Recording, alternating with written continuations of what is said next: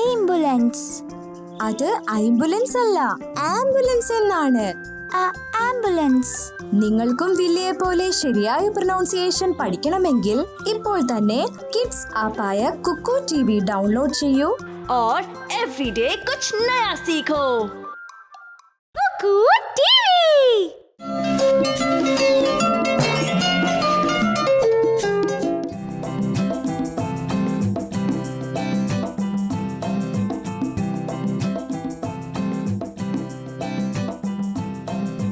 അമ്മേ, ഇന്ന് ധാരാളം സാധനങ്ങൾ വാങ്ങിച്ചിട്ടുണ്ടല്ലോ. ഇതെല്ലാം എങ്ങനെ കഴിക്കാനാ? അതെ അതെ, പക്ഷെ സമയമില്ല. ഇനിയും ധാരാളം സാധനങ്ങൾ വാങ്ങിക്കണം. പക്ഷെ നിറയെ ചെലവാവില്ല അമ്മേ. അതെ, കാലവർഷം തുടങ്ങാൻ പോകുകയല്ലേ. മഴക്കാലത്ത് പെട്ടെന്ന് സാധനങ്ങൾ വാങ്ങിക്കാൻ പറ്റില്ലല്ലോ. കാലവർഷമാണോ അമ്മേ? നമുക്ക് കുറച്ച് ഐസ്ക്രീം വാങ്ങിച്ചാലോ? ഞാൻ നിങ്ങൾക്കൊരു കഥ പറയാം. വളരെ നല്ല കഥയാണത്. വരൂ, ഐസ്ക്രീം കഴിച്ചോണ്ട് കേൾക്കാം. ഐസ്ക്രീമും കഥ കേൾക്കാനുള്ള സമയവും. കുറേ നാളിനു മുമ്പ് കാട്ടിലൊരു ഉറുമ്പുണ്ടായിരുന്നു. അത് നല്ല അധ്വാനിയായിരുന്നു. അത് രാപകൽ തൻ്റെ കുടുംബത്തിനു വേണ്ടി അധ്വാനിച്ചുകൊണ്ടേയിരുന്നു. അത് വെയിൽക്കാലമാണെങ്കിലും ശരി, മഴക്കാലമാണെങ്കിലും ആ ഉറുമ്പ് നല്ലൊരു അധ്വാനിയായിരുന്നു. അതിന് ശരിക്കും കഷ്ടപ്പെടേണ്ടി വന്നു. അതിൻ്റെ 10 കുഞ്ഞുങ്ങൾക്ക് ദിവസം ആഹാരം കൊടുക്കണം. അതുമാത്രമല്ല, കൂടുതൽ ആഹാരം അത് കൊണ്ടുവരും. എന്നിട്ട് ശേഖരിച്ചു വെക്കും. ആ കാട്ടിൽ തന്നെ ഒരു മടിയനായ പുൽച്ചാടി ഉണ്ടായിരുന്നു. അത് ദിവസം മുഴുവൻ വെറുതെ കിടന്നുകൊണ്ടേയിരിക്കും. നിങ്ങൾക്കറിയാമല്ലോ, മടിയൻ മല ചുമക്കുമെന്ന് പറയാറില്ലേ? അത് സത്യമാണ്. നിങ്ങളൊരു മടിയനായിട്ടിരിക്കുകയാണെങ്കിൽ നല്ല കാര്യങ്ങൾ ഒരിക്കലും സംഭവിക്കില്ല. ആ പുൽച്ചാടിക്ക് ആ ഉറുമ്പിനെ കാണുമ്പോൾ ദേഷ്യം വരും.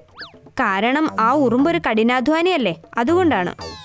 ഞാൻ പോകട്ടെ പുൽച്ചാടി. നീ എങ്ങോട്ടായി ചെറിയ കൊണ്ട് പോകുന്നേ ഉറുമ്പേ? അങ്ങോട്ട് മാറ്, ഞാൻ എന്റെ പണി ചെയ്തോട്ടെ. നീ എന്തിനാ ഇത്രയും അധ്വാനിക്കുന്നേ ഉറുമ്പേ? ഇത്രയ്ക്ക് ചെറിയ ശരീരത്തിന് അത്രയ്ക്ക് ആഹാരം വേണ്ടല്ലോ. പുൽച്ചാടി, അധ്വാനത്തിന്റെ മഹത്വത്തെ കുറിച്ച് നിനക്കൊന്നും അറിഞ്ഞൂടാ, അങ്ങനല്ലേ? എനിക്കോ അധ്വാനമോ? എന്തിന്? ഞാൻ എന്തിനാ അധ്വാനിക്കേണ്ടത്? എനിക്ക് ആവശ്യമുള്ള സമയത്ത് വളരെ എളുപ്പത്തിൽ ആഹാരം കിട്ടുന്നുണ്ടല്ലോ. പക്ഷെ നമുക്ക് പറയാൻ പറ്റില്ലല്ലോ ബുദ്ധിമുട്ടുള്ള സമയം എപ്പോഴാ വരുന്നേന്ന്. ഭാവിയിൽ ആവശ്യത്തിന് ആഹാരം നമുക്ക് എടുത്തു വെക്കണ്ടേ? നീ എവിടത്തെ പോയിക്കോ ഉറുമ്പേ. നീ പറയുന്ന ഒന്നും എനിക്ക് മനസ്സിലാകുന്നില്ല. ശരി, പോയിട്ട് വരാൻ ചേട്ടാ. ഇപ്പോൾ അത് സംഭവിച്ചു.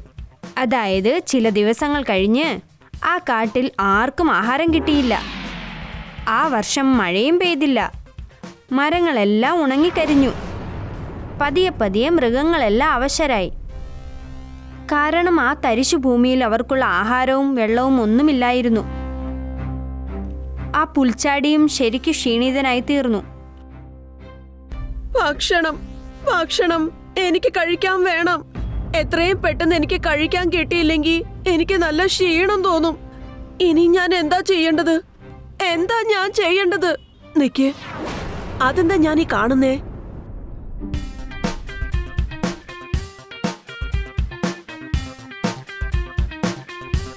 നിനക്ക് എവിടെന്നാ ആഹാരം കിട്ടിയത്?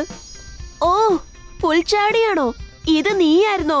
നീ ഞങ്ങളെ ശരിക്കും പേടിപ്പിച്ചു. പക്ഷെ നിനക്ക് എവിടെന്നാ ആഹാരം കിട്ടിയത്? ഇത് ഒരുപാട് നാള് മുൻപേ കിട്ടിയതാണ് പുൽച്ചാടി. ബുദ്ധിമുട്ടുള്ള സമയത്ത് ആവശ്യം വരുമെന്ന് മാറ്റിവെച്ചതാ. നീ എന്നെ കളിയാക്കിയതല്ലേ? ഇങ്ങനെ ഒരു ദിവസം വരുമെന്ന് എനിക്കറിയാമായിരുന്നു. നിന്റെ അടുത്ത് ഇനിയും ആഹാരം ഉണ്ടോ? എന്നോടൊപ്പം വാ.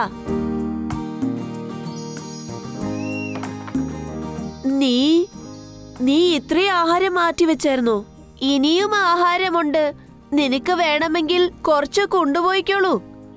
നന്ദിയുണ്ട്, ഒരുപാട് നന്ദിയുണ്ട്. അതൊന്നും സാരമില്ല.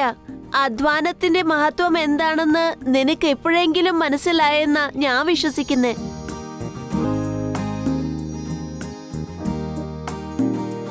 ശരി, ഇപ്പോൾ ഞാൻ എന്താണ് ചെയ്തതെന്ന് നിങ്ങൾക്ക് മനസ്സിലായോ? അതെ അമ്മേ, മഴക്കാലത്തേക്ക് അമ്മ ആഹാരം ശേഖരിച്ചു വെച്ചു. അതായത് ആഹാരത്തിൽ കുറവുണ്ടാകാൻ പാടില്ല. ഇപ്പോൾ നമുക്ക് ആവശ്യമുള്ള ആഹാരമുണ്ട്. അതെ എൻ്റെ പൊന്നുമക്കളെ.